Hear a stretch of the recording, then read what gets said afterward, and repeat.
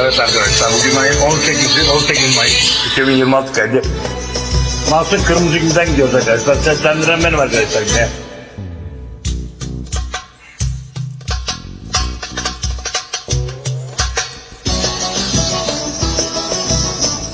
Evet, tarihler 18 Mayıs 2026.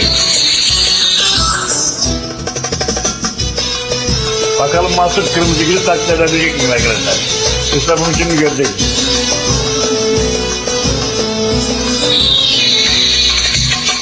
Sevmek buysa sevmem sensin, ölmek buysa ölen sensin.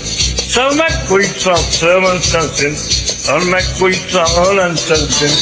Kadir kıymet bilen sensin, alem buysa kral alersin var, alem buysa kral alersin var. Köylü benim, garip benim, aşık benim, dertli benim.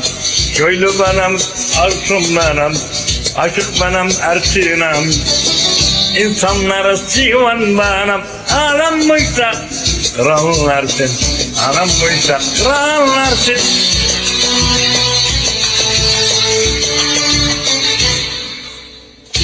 Evet şimdi arkadaşlar, yakın bana huyum var.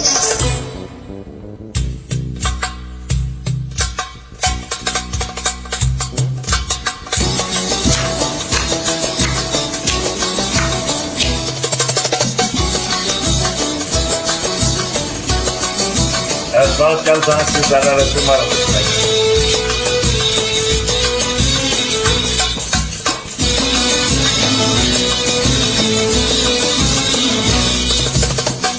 Kimi ekmek derdinde, kimi şan şöhret peşinde.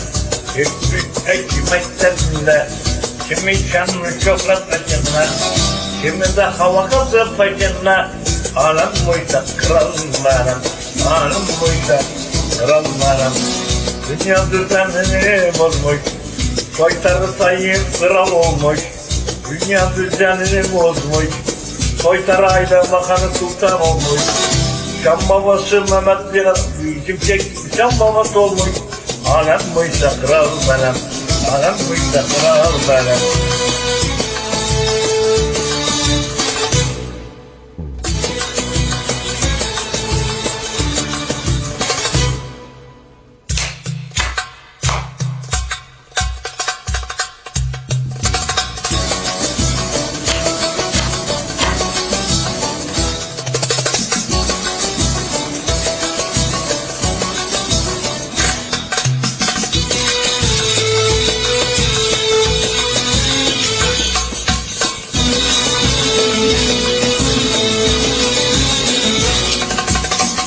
Sevdim deyip yaldatan var, insanlara kandıran var.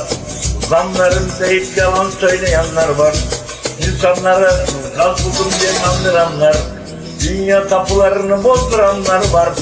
Anam buysa krallarım, anam buysa krallarım. Sevdiğimi ben sensin, bu derdime çare sensin emri. Sevdiğimi umurat sensin, bu derdime çare sensin.